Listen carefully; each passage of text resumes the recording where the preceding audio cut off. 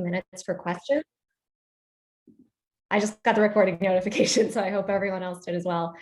As I mentioned, the chat will be disabled. However, we're hoping to reserve the last few minutes for questions, and there is a Q&A available, the Q&A function that should be available at the bottom of your screen.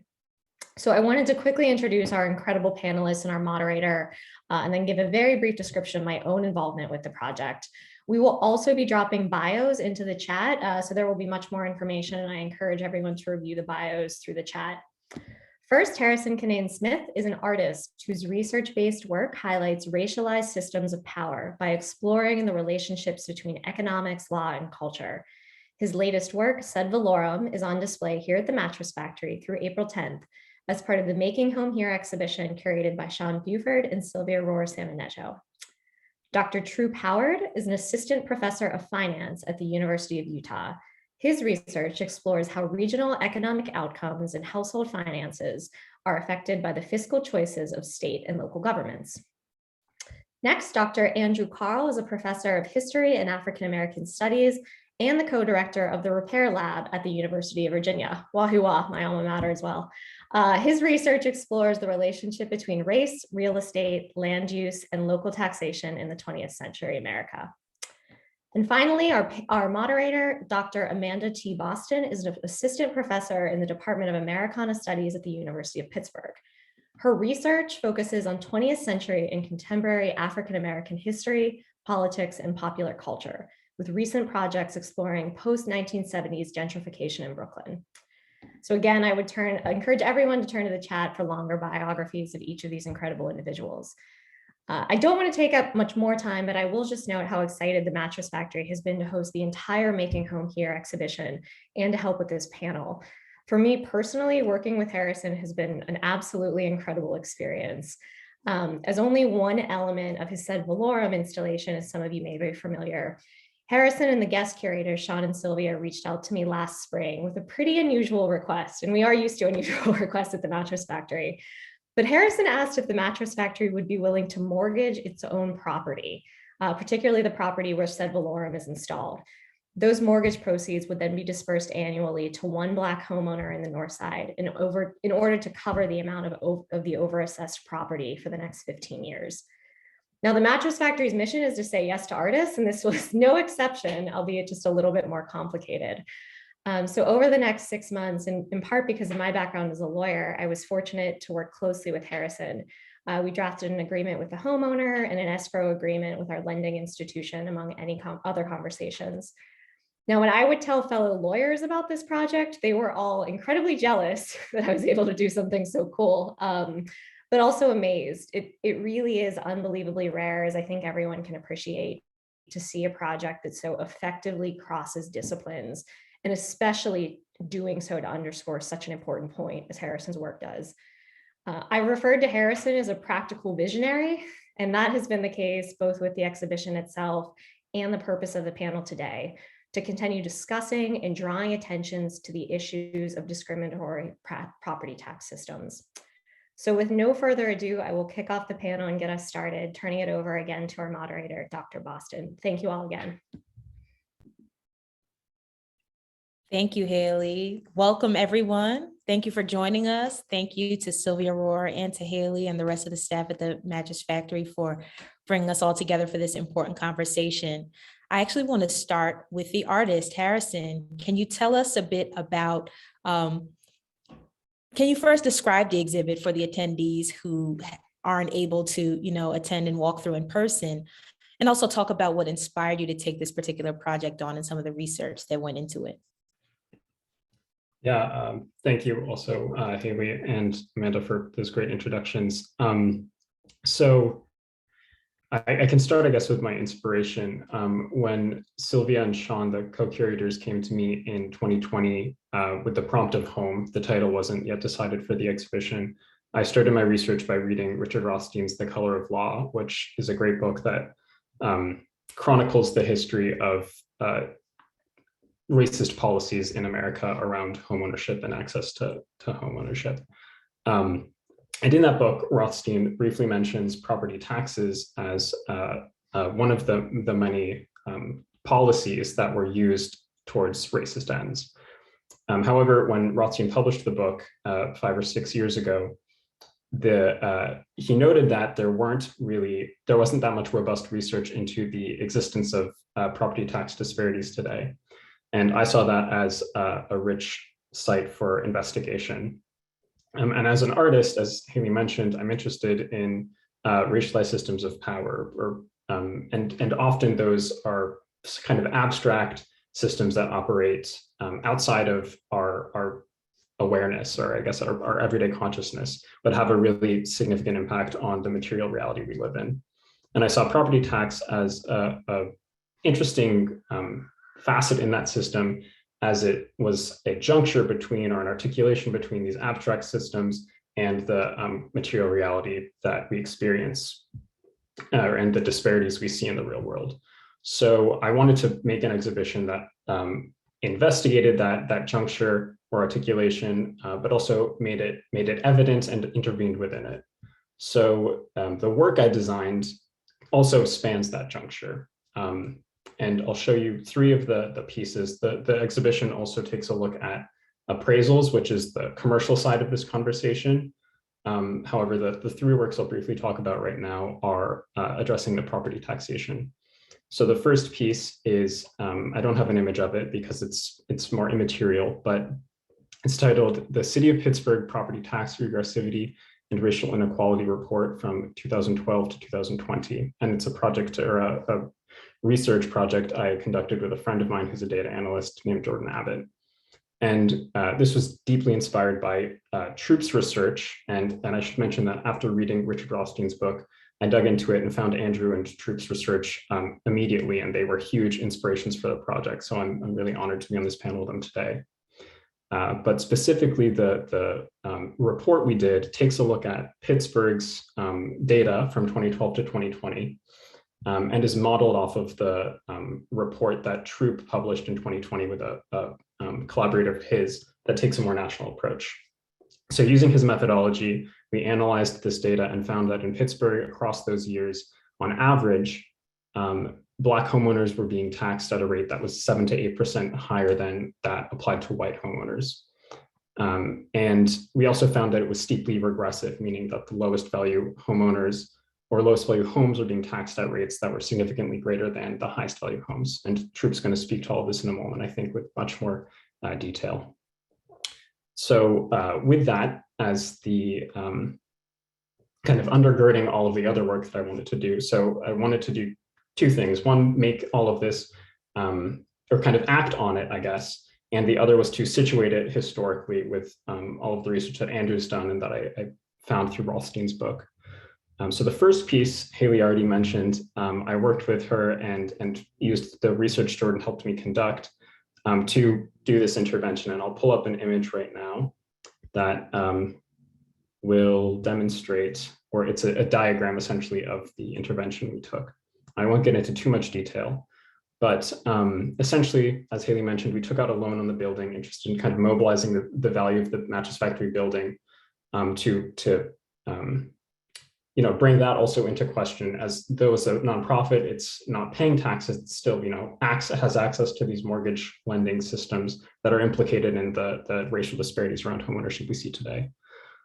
So using that $10,000 loan, we invested it in municipal bonds, which I want to briefly mention, because I think they're really important as another branch of this kind of pernicious system. And municipal bonds essentially are bonds that local governments will create to generate revenue. And individual investors can purchase them, and the returns are paid by those local governments, and they usually consist of property tax revenue.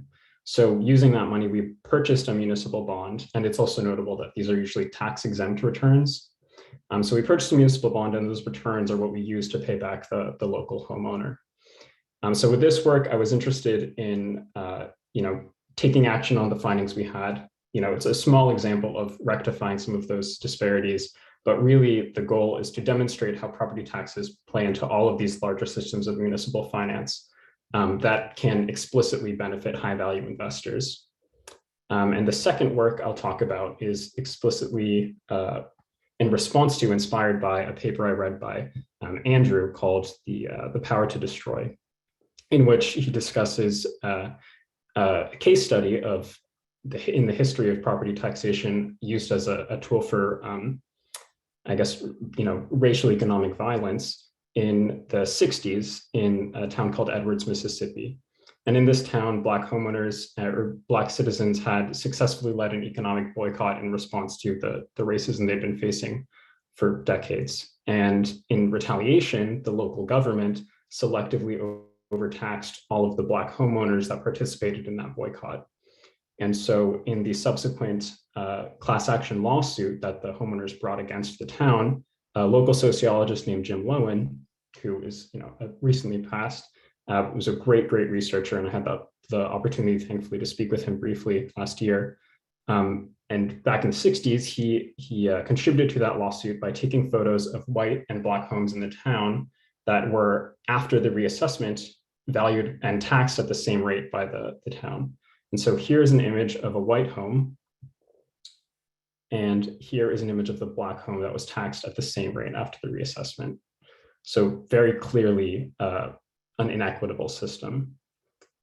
Now, I should mention that unfortunately that there was, the case was unsuccessful in court. So, law is also greatly implicated in the perpetuation of these systems.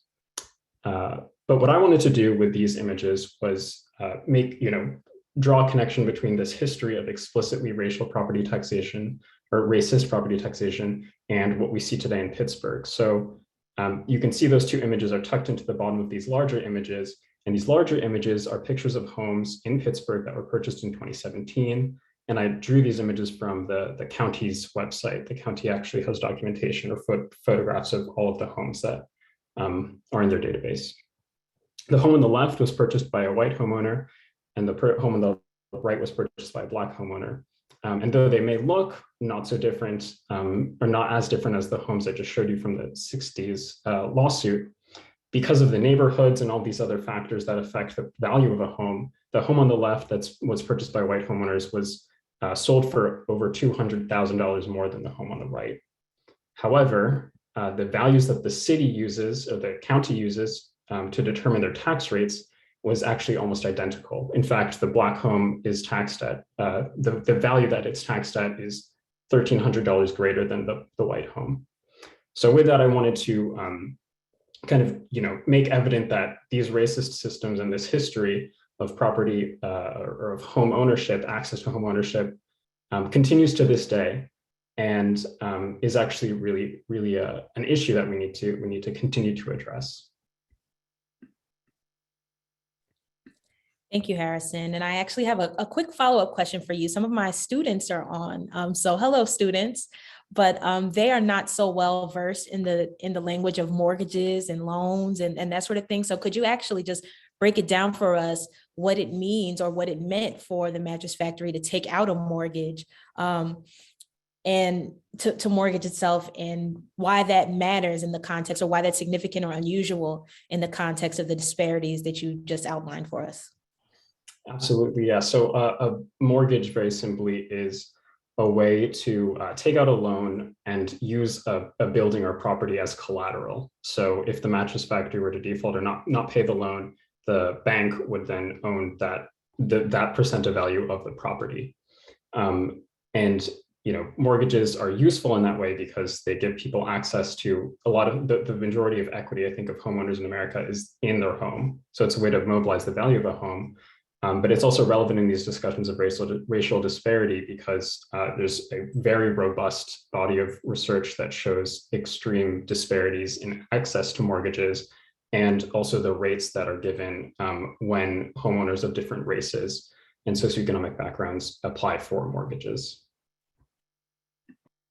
All right, thank you. I hope that cleared that up for some folks who were afraid to ask what that meant, right?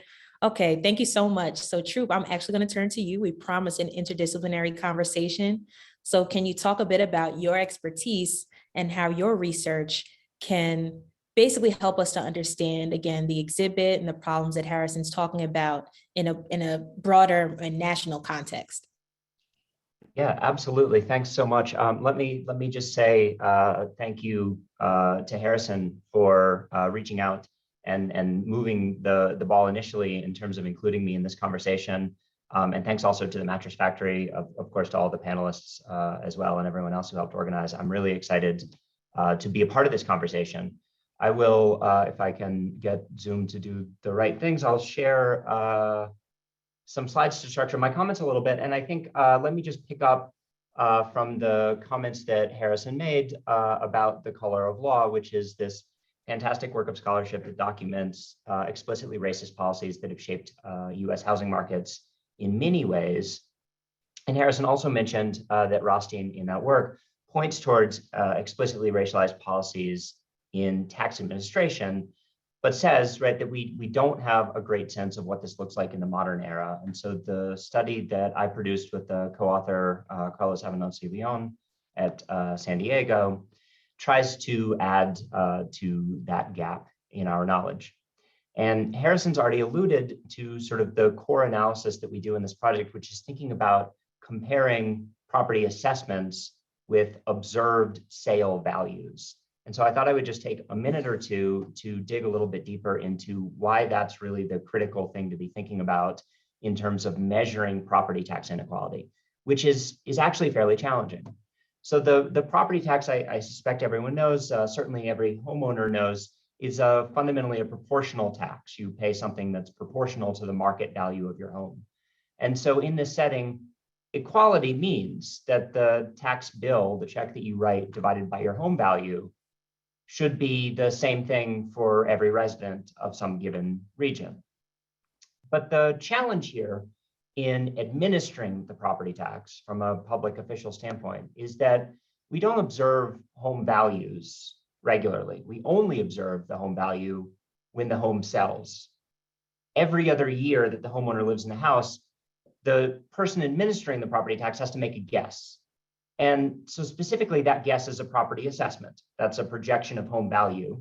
And the local rate of taxation applied to that assessment is what is used to generate the tax bill.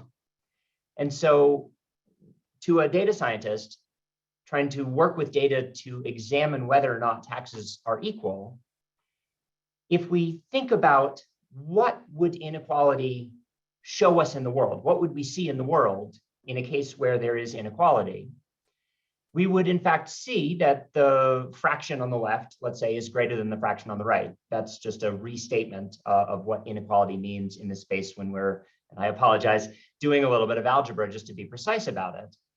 But then the key fact to notice here is that the rate appears in both places. We can just ignore that and focus on the quantity in the blue box, which is the assessment ratio. This is the assessed value of a home divided by that home's true market value. And so inequality, in fact, has a very clear definition, empirically speaking. It is that one homeowner's assessment ratio is greater than another homeowner's assessment ratio. If we observe this in the data, that says to us that we are observing inequality in property taxes. And so the study that Carlos and I produced just relies on this insight with a couple of important practical quirks here. So that insight only works if you're comparing homeowners that are in fact subject to the same property tax rate. So we have to think about not comparing homeowners that are being taxed by different governments. And also we have to compare homeowners that are receiving their property assessments from the same office. Because assessment practices vary nationally, there's no guarantee that an assessment ratio in one state should necessarily look like an assessment ratio in another state. The uniformity only matters as long as we're comparing homeowners that are in effect facing the same governments. So what we do in our study is we obtain data for nearly every residential property in the country. We have the property assessment reported to us by county officials. We have also all observed transactions. So not for every home, but for any home that sells, we're actually going to know what the market value is. And this lets us pair the assessment with the observed market value. That market value is a transaction that happens after the assessment's created. And so this lets us get a signal on whether or not, in fact, ex post, after the sale, was the assessment correct. In order to apply this insight that we need to compare homeowners that are facing the same governments, we break the country into taxing jurisdictions, where in effect, we are only going to group together homes that are all being taxed and served by the same set of governments. So the figure you're looking at is a very stylized example, but is nonetheless probably the most common example in the country. You've got a county that's very big, and that county contains a city and a school district, but they might not completely overlap.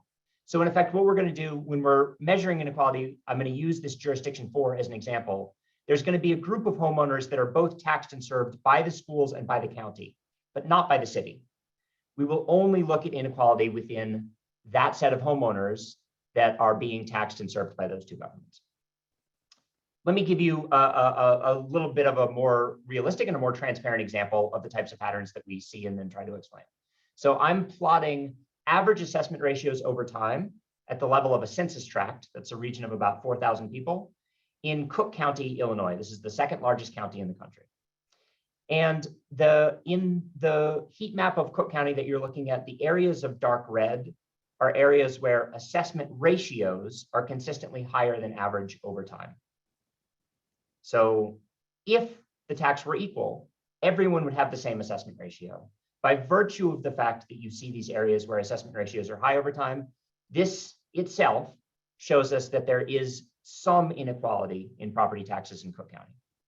The next thing that I'll put up is a demographic heat map of Cook County. So I'm going to do the same plotting, but I'll plot again at the level of tract, at the level of a small neighborhood. What is the share of either Black or Hispanic residents? What's the percentage of that tract where the residents are Black or Hispanic? And what you see between these two is that there's a very high spatial overlap between areas where assessment ratios are consistently high over time and regions where the population skews in relative terms towards Black residents, Black homeowners, and Hispanic homeowners. Okay, we perform, as Harrison mentioned, a national analysis. So let me use the remaining couple minutes that I've got just to give you a sense of the patterns that we find nationally, the magnitudes, and a little bit of evidence on how these arise. So big picture, what we find is, as a national statistic, an average Black or Hispanic homeowner will have an assessment ratio that's 10 to 13% higher than the average white homeowner in that same taxing jurisdiction. Because of these jurisdictions, this can't be any story about sorting along preferences for public goods. Do you want to live in an area with more or less public transportation and all of the associated need to tax in order to fund public transportation systems? None of that can be at play here. The 10 to 13% represents between $300 and $400 annually for the median homeowner, the average homeowner. And we also find that the inequality is quite large in some places. So at about the 90th percentile, the person affected at the 90th percent of the distribution of inequality, we find that inequality is about $800 annually, extra $800 on your property tax bill from this assessment misvaluation. Here's what the breakdown looks like by state. The black dots are estimated inequality within each state. The bars on the other side of dots are a measure of statistical confidence, and what you're looking at shows that it is very unlikely that our findings are a statistical anomaly. Inequality is large and positive in almost all states, though not all. There are a handful where inequality seems to be indistinguishable in a sense from zero. We can look also at what this looks like by neighborhood income. So I'm here measuring the same inequality that I'm describing across different neighborhoods by the median income level. So where it says high over on the right, these are neighborhoods where on average incomes are very high. And then at the left, these are neighborhoods where incomes are very low. This shows you that inequality is present across this distribution of income. So it doesn't look like this is being driven by income. However, inequality is also largest comparing between Black and white homeowners, each of whom live in very low income neighborhoods. So it is not that inequality shrinks when we look at homeowners that are both living in low income neighborhoods. It actually gets bigger. Another way to see a similar pattern is to think about splitting inequality between home values and racial demographics. So if this is a story about who lives in low valued homes, which itself, of course, is in part a story about racial wealth gaps. But if the story is just about how much is the home that you live in worth, Harrison mentioned patterns of regressivity, what you would see would be only this left to right slant. So as you look at this figure left to right, you're seeing that The bars are higher, which is a measure of tax inequality for low-valued homes. That's true. That's accurate. In addition, going from front to back, what you see is that within each bin of home value, there is still a very strong racial gradient. So in areas with very highly valued homes, when those homes are in a predominantly Black neighborhood, tax burden is higher. In areas with very low valued homes, everyone's assessment is higher. But again, as you look towards not only low valued regions, but also predominantly Black regions, assessment ratios are, as you can see, looking at the back left of this figure, much, much higher still. We show, I'll take one more minute if that's okay. I feel that I'm running over time, but we show that this inequality comes from two different places. The first relates to neighborhoods. The figure that you're looking at, just think that the size of the bar denotes how much does some factor generate the type of inequality I'm describing. The black bars that you're looking at are all features of the home. When was it built? Does it have a fireplace? Does it have a swimming pool? Induces about 1% inequality in tax burden. The red bars are neighborhood level characteristics. So what this is telling you is that misvaluation based on characteristics of the neighborhood really drives a very large component of the overall inequality that we find. The second source of inequality that we document is inequality that arises from differences in assessment appeals. So in effect here, we're considering two homeowners that live in the same neighborhood, literally the same neighborhood. Think of adjacent homeowners. One's a white homeowner and one is a Hispanic homeowner. What we show is that within these very small neighborhoods, Black and Hispanic homeowners are less likely to appeal their property tax. Even if they appeal, they're less likely to succeed. And in fact, even when the appeal is successful, the subsequent reduction is smaller. And so this also generates inequality that is above and beyond neighborhood level inequality. This generates about 5 percentage points of inequality between homeowners that live in the same neighborhood. The last thing that we do in our project is show that this is not an intractable problem. The figure that you're looking at, the blue bars measure the inequality that we find in realized data. This is inequality in the world. The green bars represent a thought experiment that takes public data from Zillow on home prices and uses these in the simplest way you could imagine to construct an assessment. And what we find is that the total inequality shrinks by about 70%. This is too simple for an assessment model, but what this shows is that there are absolutely gains to be made in terms of equality in producing assessments. The pattern that we're finding is not just because assessments are too hard in some sense to produce. Let me stop there. Thanks so much for the time. Thank you so much for that, Drew. The numbers are pretty jarring and seeing the graphs laid out like that. But I do want to turn to Andrew for another angle. So can you bring in, again, a bit about your own expertise and how you can help us frame this problem, not just in terms of racial disparities in taxation, but in terms of real estate valuation more broadly? Well, thank you, Dr. Boston, for serving as our moderator. Thank you to the Mattress Factory for hosting this event, and especially thank you to Harrison for your work on this subject. Yeah, I'm going to talk just this afternoon a little bit about the history of discriminatory property taxation and how it both reflects and has shaped larger inequities within housing markets. And I think it's important to first point out that racially discriminatory property taxes are really as old as Black property ownership itself. From the moment that Black people in America ceased being the property of slaveholders and began accumulating property for themselves, they were forced to pay more in property taxes than whites, while receiving much less in terms of the public services those tax dollars supported. Much of this was carried out administratively through the routine bureaucratic process of assessing property values and distributing public revenue.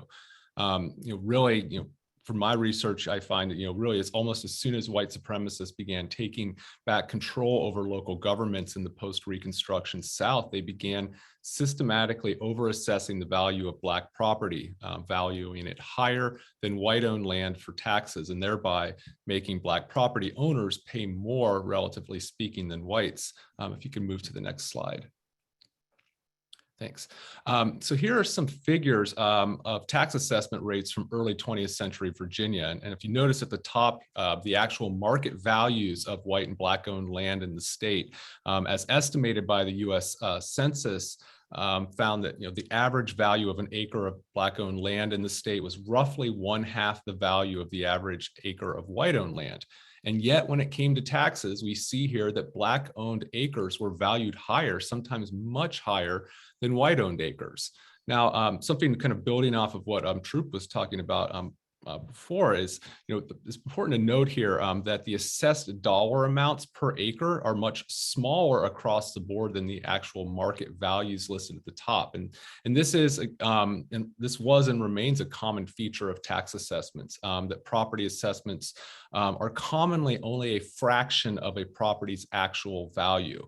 Now, this, of course, doesn't mean that taxpayers are receiving a discount, because as Troop pointed out, I mean, the actual tax bill a property owner receives is determined by the tax rate, which goes up or down based on the total tax base. But what these fractional assessments did do was make it harder for taxpayers to tell if they were being overtaxed relative to others. And for our sake here, the only number that really matters here is that relative difference in the per acre value of white versus black property. If you could go to the next slide. And it's worth noting that one of the reasons why we know how much Black-owned property was being overtaxed at this time is because Virginia, like several other southern states, actually divided its land tax books by race, which allowed me to kind of calculate the per acre valuations and total tax contributions of African Americans. And it's also important to note that the overtaxation of Black landowners was happening at a time when African Americans were struggling to build a land base in the South. Land ownership was really at the forefront of Black visions of freedom after emancipation. By 1910, Black people had, in spite of innumerable challenges, succeeded in acquiring 15 million acres of land in the US. And the overtaxation of these holdings really worked to stem Blacks' gains and make it harder for them to hold on to their property, to save and to grow their assets. It made it less secure and more vulnerable to loss. If you could go to the next slide. And at the same time that local governments were overtaxing Black property owners, they were grossly underserving Black neighborhoods. In cities and towns, Black neighborhoods were located on the proverbial other side of the tracks. You knew you were entering a Black neighborhood when the paved street turned to dirt, when sidewalks and streetlights disappeared. Nowhere was this more evident than in the funding for public schools, where white-controlled local school boards plundered public funds meant for African American education. Study after study found that, contrary to what whites said, Black schools were not a burden for white taxpayers, but in fact, it was the other way around. Black taxpayers were supporting white schools. Next slide. But this history of racism, and I think it's really important to sort of point out, is that this history of racism and local taxation is only one half of the story, because throughout this period, Black people consistently and courageously fought back and demanded fair taxation and equal services, and made demands on the state as taxpayers. We saw this in cities and towns across the US during the Civil Rights Movement, in places like the small town that Harrison mentioned, Edwards, Mississippi, where, as he described, Black teenagers launched a year-long boycott of white-owned businesses and demanded that town officials provide basic services to Black neighborhoods. This in a town where Black people constituted a majority of the population and a near majority of its property taxpayers. Next slide. And then in retaliation, we saw, as Harrison described, and as his exhibition really powerfully demonstrates, how white officials went through the town's assessment rolls and increased, sometimes double, the tax assessments on Black property owners who supported the boycott. And as he mentioned, Black taxpayers in Edwards actually, they sued in federal court and lost when the U.S. Supreme Court declined to hear their appeal, and instead allowed these racist assessments to remain on the books. And they did so on the grounds that these disputes over local taxes should only be handled in state and local courts. And that doctrine remains in place today and continues to serve to block victims of discriminatory taxation from access to the federal courts and to federal civil rights protections. Next slide. All of these practices emerged in new forms in northern cities where African Americans migrated to in the mid-20th century, like Pittsburgh and Chicago. And here, the neighborhoods that Blacks were forced to live in, the same neighborhoods that were systematically undervalued on the housing market, the same neighborhoods that banks redlined, the same neighborhoods where Blacks were forced to pay exorbitant rents on inferior housing or turn to predatory lenders if they wanted to buy a home. These same neighborhoods were overvalued by tax assessors, and its residents were forced to pay higher property taxes than everyone else. Here's a map of these disparities by neighborhood in 1970 Chicago. This was part of a study that came out in 1979. And you can see how all of the Black neighborhoods in the study were above the citywide average, and all the white neighborhoods in the study were below. And this was far from an anomaly. In city after city, this pattern was the same. If you lived in a Black neighborhood, the roof over your head was taxed at a higher rate than the roofs over whites' heads. And the overassessment of Black neighborhoods, inflicted all kinds of harms on residents and homeowners. It increased the cost of living. It ate away at Black homeowners' savings, and it made them more vulnerable to tax delinquency. Next slide. And this mattered a lot because in many states, if you fail to pay your property tax on time, the local government will sell a lien on your home to private investors at what are known as tax sales. And these investors, who are known as tax buyers, can then charge you, the homeowner, outrageously high interest on that tax debt. And if you don't settle your mounting debts before the statutory deadline, they can take your home and all its equity, all for the price of a single tax bill. These laws, which remain in place in 29 states plus the District of Columbia today, have given rise to a predatory class of investors who have accumulated vast amounts of wealth by charging interest on homeowners' tax debts and then taking people's homes. African Americans were and remain disproportionately victimized by these schemes, in part because they are overtaxed to begin with. Next slide.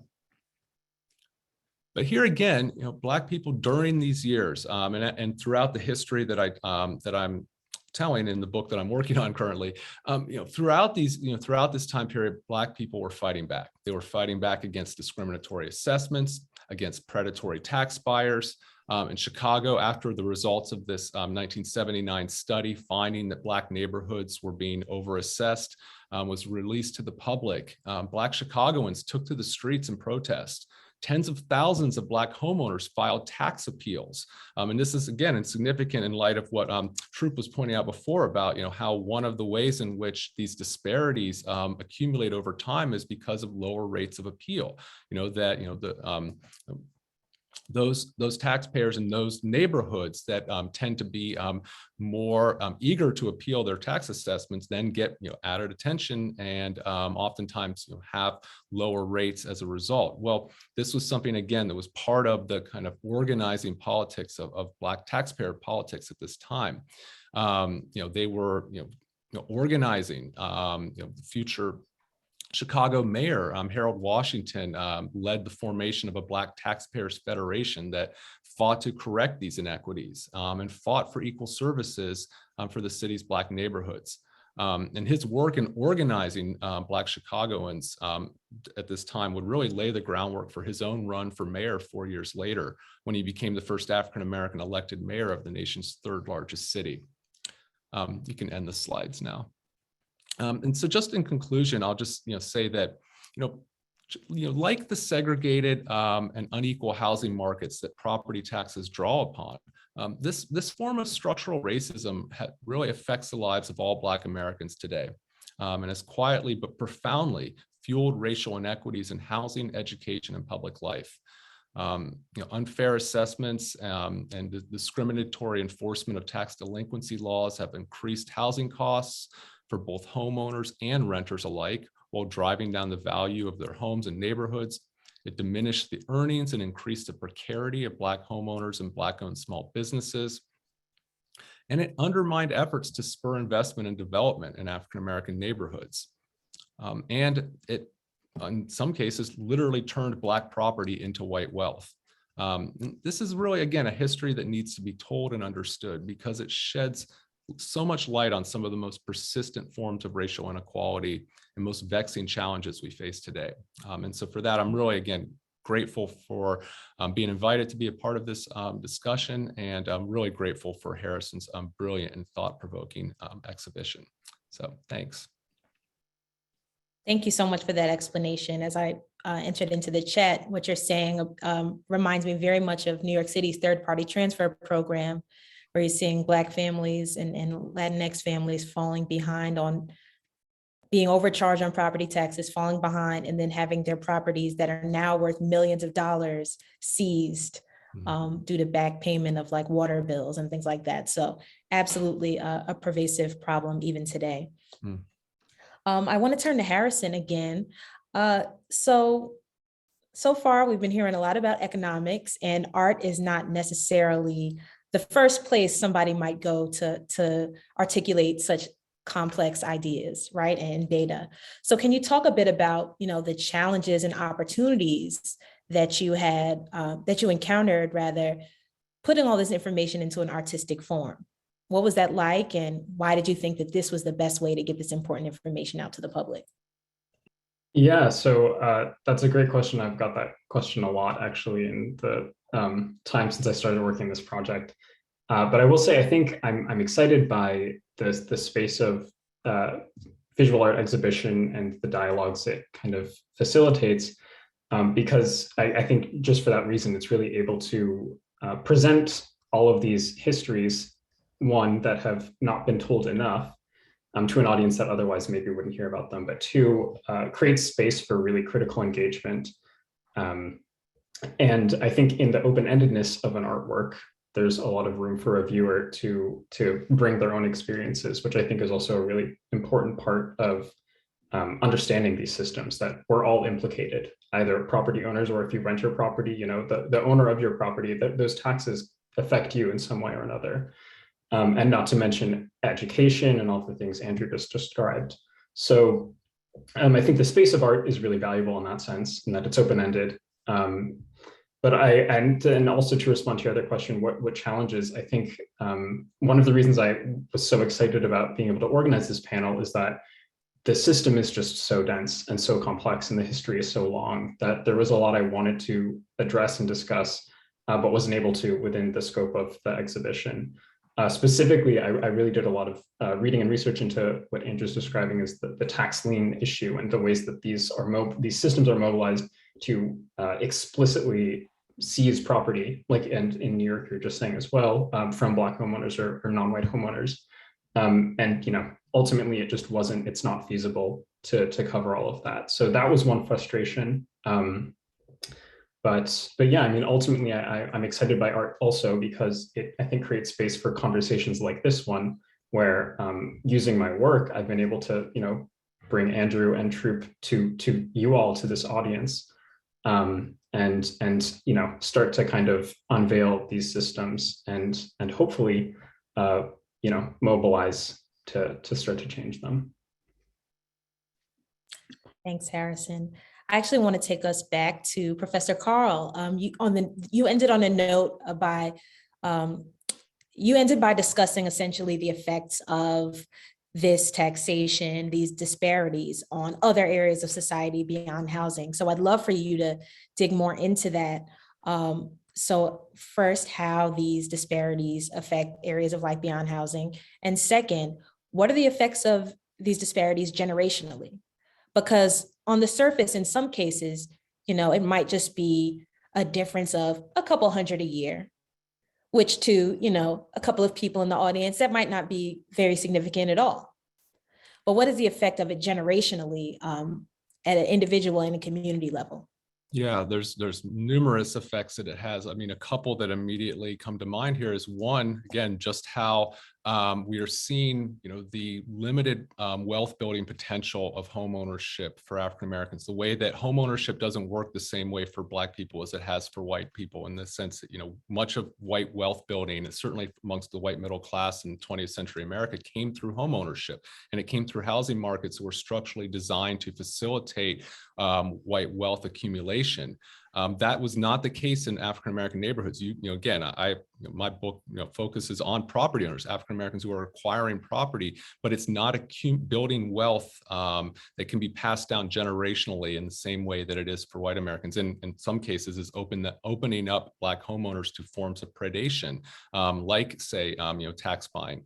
So that then has an effect over time and really exacerbating that racial wealth gap that we see today, that is one of the widest of all sort of measures of racial inequality.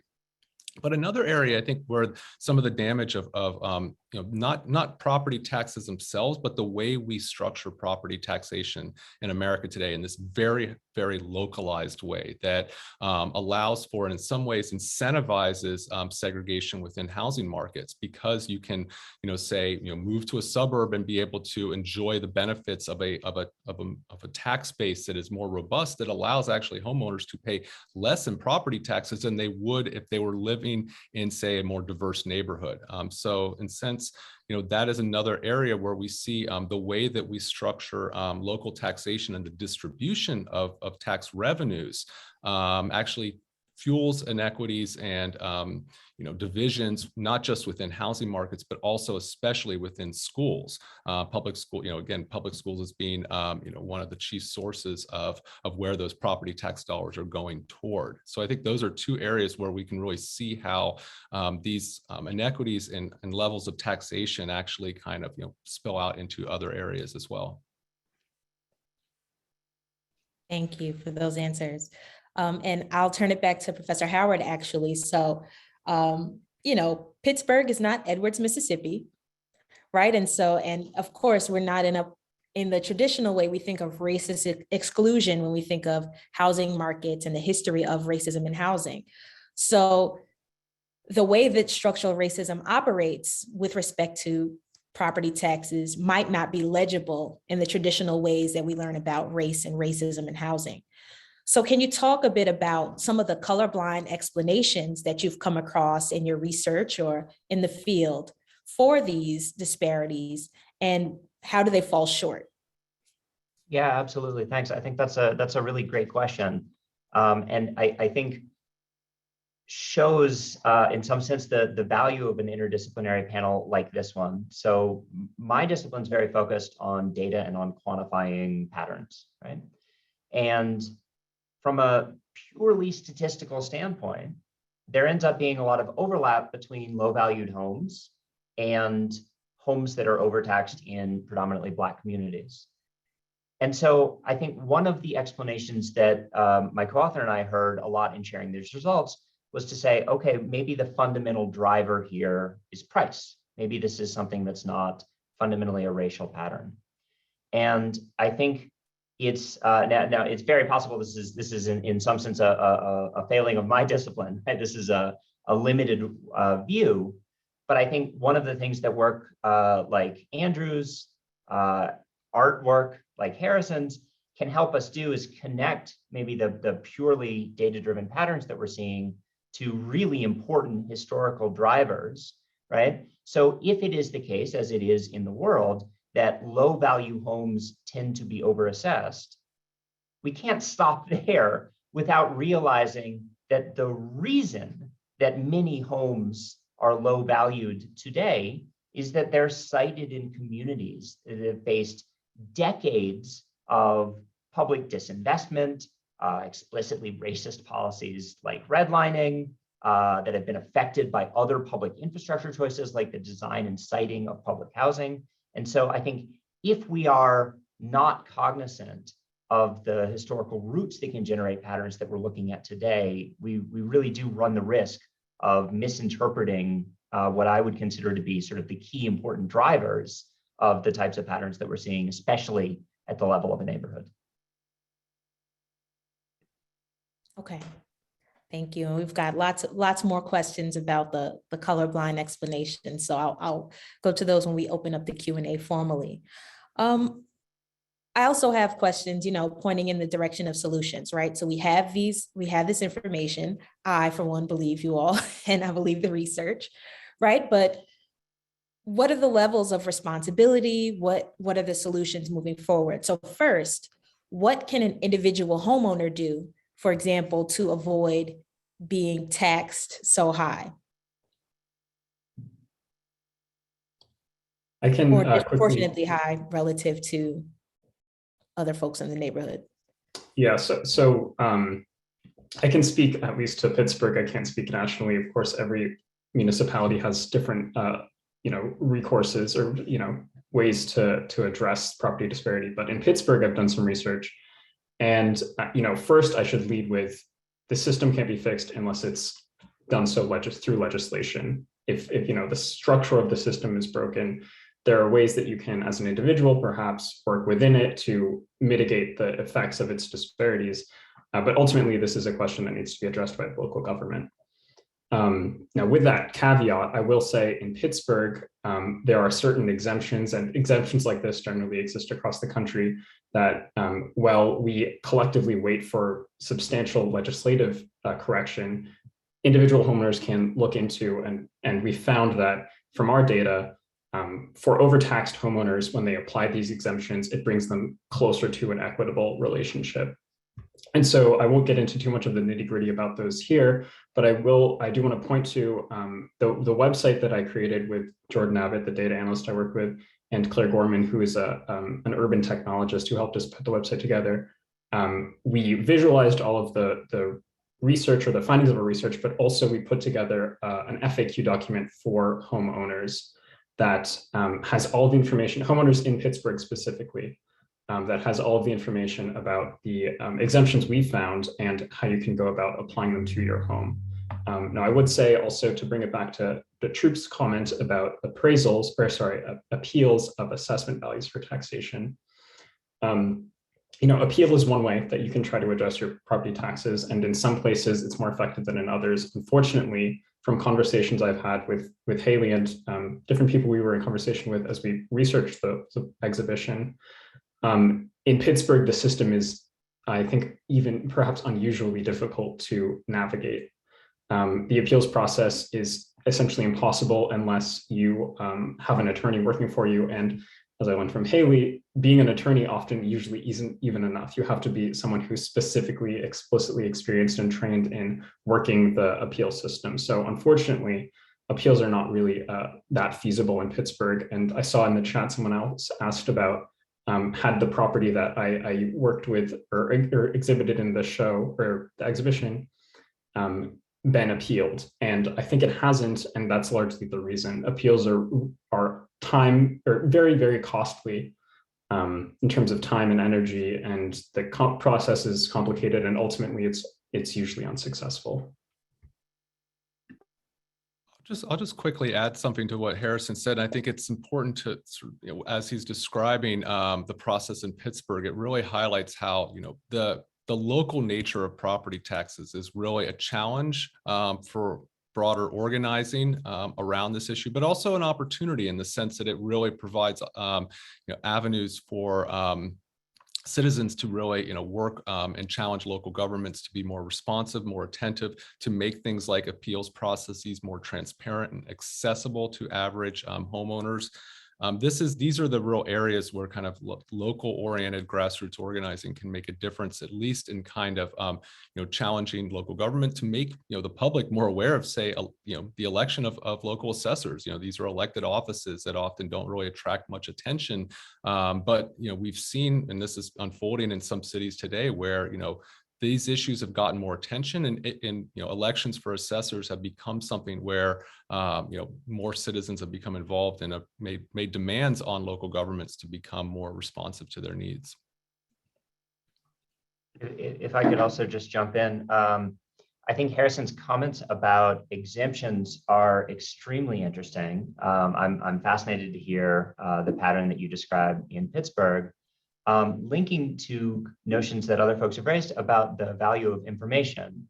in this space. And I see that there's a comment in the Q&A referring to the fact that it seems like a lot of the problem arises from lack of access to information. There are other scholars that have studied, not in the Northeast, but in Florida in particular, how exemption policies tend to affect racial and ethnic inequality.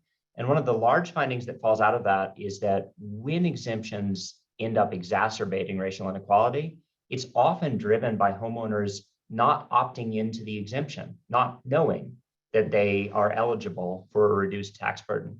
And so I do think dissemination of information is just incredibly important for things like exemptions, for processes like appeals, right? I think all county assessors should assume as a responsibility sharing the message with all homeowners, hey, you've got a right if you think you're being overtaxed to appeal. I think beyond that, beyond relying on the appeals bureaucracy to adjudicate inequalities, which has some flaws, right? It takes time. Often you have to hire someone to help you with that process. I think that the fix, of course, is assessments to be better on the front end. And in my opinion, there's sort of two main levers that could be pulled that might help that. One, again, relates to information. So it turns out there's two major statistics that all assessing offices compute and disclose. These, the names don't matter, but they both capture, in effect, dispersion of assessments around median value. It would be very easy to, it might not be easy to convince the profession to do it, but after that, it would be easy to produce the statistic that says, are assessments higher in predominantly minority communities, right? One number.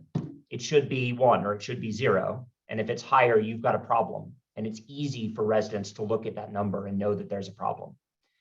Another thing that I would certainly be more contentious would be clawback policies.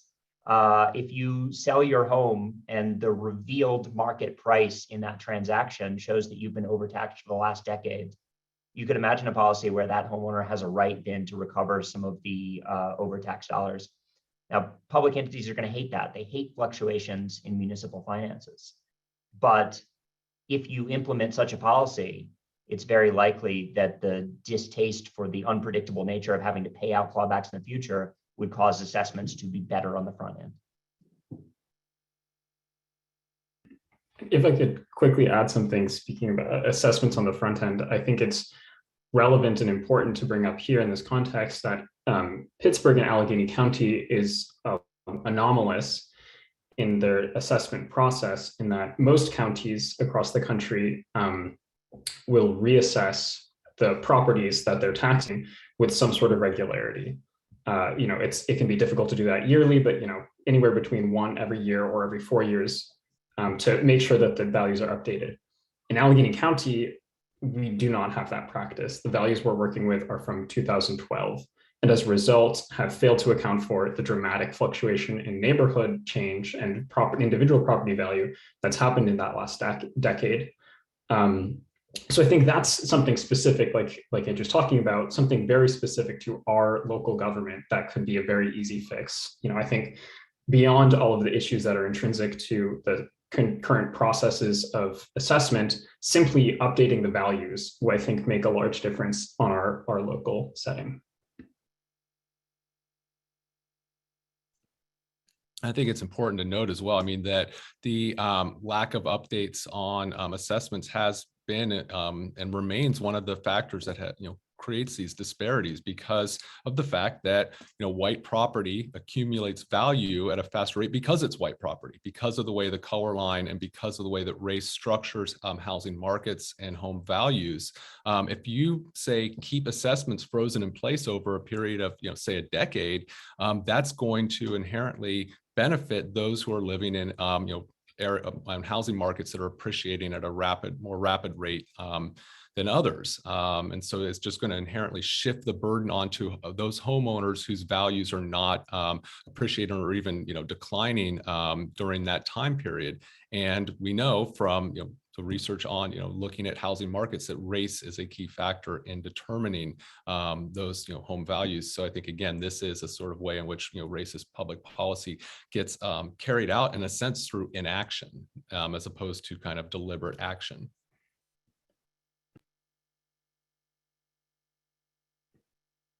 Yeah, we have another great question that, builds on what you've said about the accumulation of value for white property more quickly than for Black and other non-white property, right? And so one of our attendees, Helen Bowers, she asks a great question, which is, how does the assessment office know the race of a homeowner? Like what is the process by which they can identify that a housing is Black and a quarter lesser value? Or is there some other mechanism that is creating these racial disparities? And so, Troop, you've given a bit of an answer, but I'd love for you to expand on that. Yeah, absolutely. So in general, there's no reason to think that an assessing official would know the race of a homeowner within a particular house. As the question alluded to the fact that assessors would have a probabilistic signal based on regional demographics. My co-author and I have talked actually to a lot of assessors at this point, including in regions where inequality is relatively high.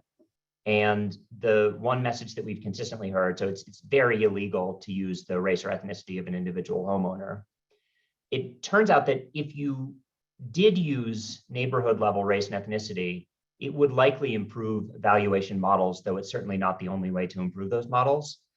But in general, assessing officials have absolutely no willingness to use neighborhood level race or ethnicity variables either, because they're worried that that's illegal. And I'm not a lawyer, but have spent some time talking to a few, and I think that's a gray area. It's unclear whether or not, in fact, that would be legal. And so the fact that disparities are still observed within a neighborhood is particularly surprising, given that assessors don't know race and ethnicity of an individual homeowner. That's an inequality that in our study, we linked to individual homeowner decisions made around assessment appeals, the decision being whether or not to appeal, and then subsequently the outcomes conditional on appealing. And then in terms of how do neighborhood level disparities arise if in fact assessors are not using racial demographics, Andrew already alluded to an incredibly important component of this overall context, which is that services are the other side of this coin. So let me just pick up on education, right? It's the district that imposes a tax, but a district might have 100 schools.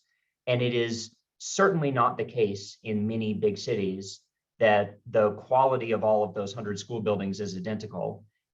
And further, it has often been the case that the perceived, at least, school quality in predominantly Black neighborhoods has been lower. One would expect that to be reflected in home prices.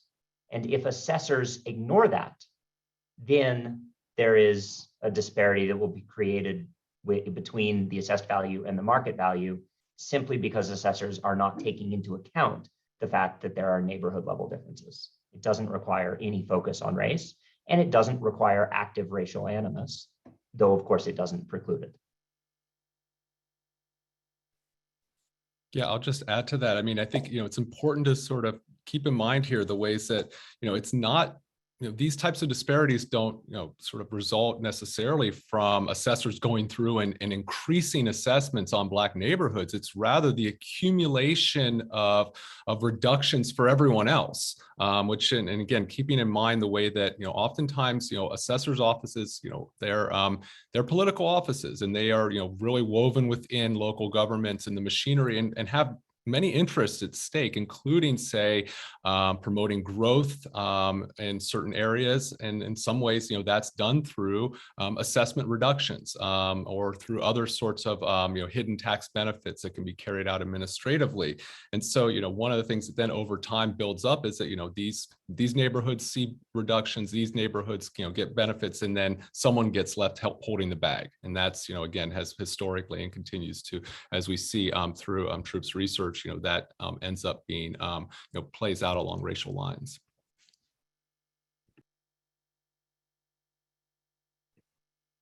Okay, we've got about 10 minutes left, so we're gonna just take a few more questions. But here's a great one. So Nicholas Kelly asks, are there any efforts that you know that seek to address the predatory practices of the tax buyers and investors? And Nicholas is thinking about this, particularly in light of East Liberty, which is a historically Black gentrifying neighborhood in Pittsburgh, and gentrification in general. Yeah, I mean, this has been, this continues to be an issue, especially, in states that allow for this type of tax sale, in which you not only, sort of have a lien placed on your home, and that lien is, bought by a third party, but then it can, turn into the deed to that property, and you lose everything. This was, in 2013, the Washington Post did a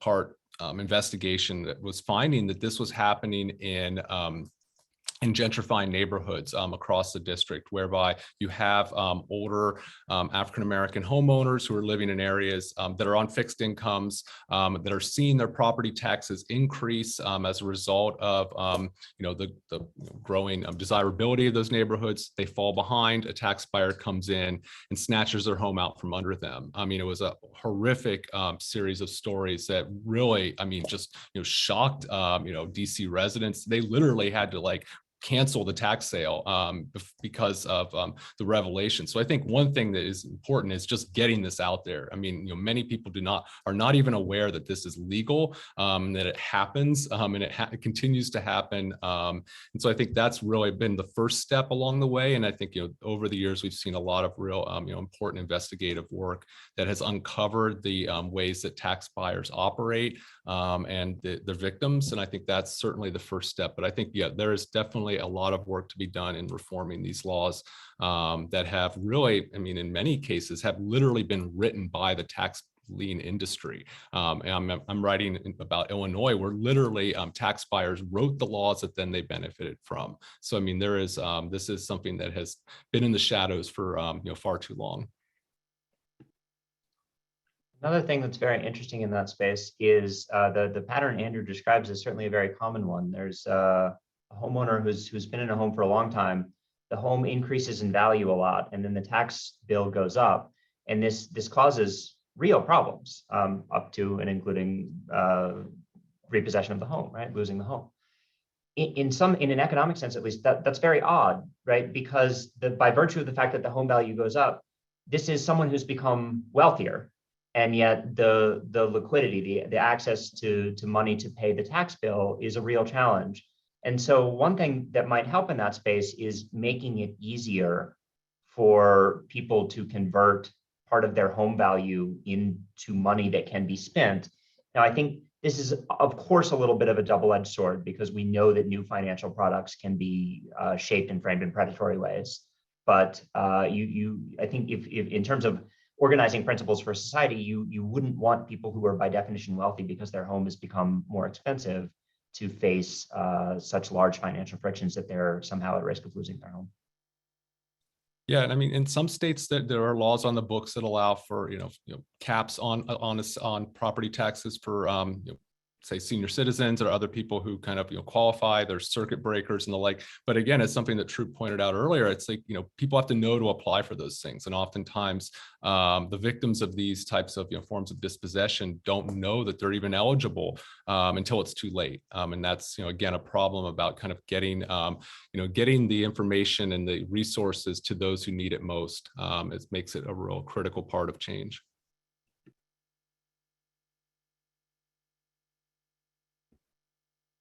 Thanks for those answers. I'm going to turn this one back to Harrison and open it up to Haley in case we can use her expertise on this one. So Alice says that at the Mattress Factory staff walkthrough of Harrison's work, Haley brought up the idea of creating a legal clinic to help homeowners legally push back against this unfair situation for them, or help them access existing exemptions available to them that would help mitigate their unfairly assigned real estate valuation and their unfairly assigned property tax expenses. Is there a plan in the works to follow up on this suggested intention by the Mattress Factory to create such legal clinics to serve more homeowners? So I can quickly respond to that. That was something that we spoke about for many months and did a lot of research into, speaking with local attorneys about the possibility of realizing. And fortunately, what we found is that the timeline of a real estate appeals, or rather an assessment appeals process, is so long that it would be essentially unfeasible to do with the timeline that most most legal clinics operate on. And Haley can speak more to the specifics, but I will say it's something we wanted to do, but unfortunately we're not able to realize. That said, I think if there's enough kind of demand for that kind of support, it's totally within the realm of possibility that some of the local government officials might be able to provide those resources as part of their public service, their responsibility. I will also say that I saw there was another comment about expanding the work of this show, or the scope of this work, to realize some of that kind of actual material community change. And yes, so part of the goal of the exhibition is to make this event, or make these disparities public. And I hope that that's one of the goals that is partially accomplished by this panel. But I will say we're also hoping to work with local nonprofits to make the information that we provided in the PDF that's currently in the chat more accessible, specifically in the areas where we find homeowners are being most overtaxed.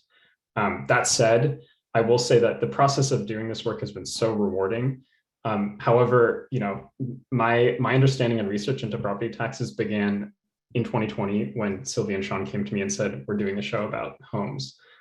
So I still think about myself definitely as no expert in this area. I've done a lot of reading, but my background is as an artist. So I'm going back to your earlier question. I'm really excited and just hoping to start this conversation, spread the information, and mobilize the community and the people that have way more experience and expertise in these areas to make the change that could be substantial and sustainable.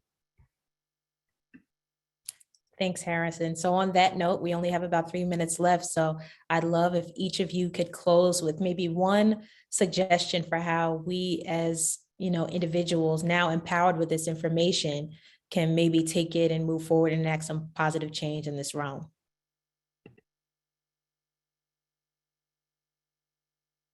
I'll say just quickly at the local level, I think we've done, or I've tried to make the findings of my research as legible and accessible as possible. And again, pointing to that website. But I think as homeowners, for any of you who are watching in the city of Pittsburgh, the most effective thing you could do, I think, at this stage is contact the local government and make sure that these issues are brought to their attention. And not only are these issues brought to their attention, but also the importance of these issues, or the perceived importance of these issues to you, the constituents, is communicated. The issue of the local government's control of these processes, Andrew's spoken to really well, but I think the flip side of that, we can be more optimistic in that, at that local scale, individuals have much more say. We have much more power to actually change the system. So I like to think about that optimistically and be positive about the possibility of change. I'll just add to that. I mean, I think that one area where it's critically important is demystifying the way that property taxes work and work against certain classes of taxpayers as opposed to others. I mean, one of the consistent themes I've found in my historical research is the way that many of these practices have kind of operated in the shadows. Many of the victims don't even realize that they're being victimized or know where to turn to sort of redress some of these inequities because of the way that it's often been designed to kind of shield the public, shield the both local assessors and these practices from scrutiny. And I think that's in part, oftentimes like, oh, who wants to talk about taxes? I mean, talk about something boring. And it's like, actually, no, this is really important stuff. And also one that, if you can kind of work to make, to sort of bring it down to the sort of human level, I think that can go far in mobilizing action for change. So I'll just add a really wonky answer. I think that one of the low-hanging fruit would be write a letter to the county assessor, which must be the Allegheny County assessor, and ask for a neighborhood level ratio study conducted annually. And in keeping with Harrison's comments, if there's room for a second request, it would be more frequent reassessment than every 10 years. All right, thank you all so much. So echoing Maddie, thank you so much to the Pitt University Art Gallery, the Homewood Community Engagement Center, the Mattress Factory, our fabulous panelists, and everyone involved who made this incredible discussion possible. Thank all of you for your wonderful questions. And I'll turn it back over to Haley.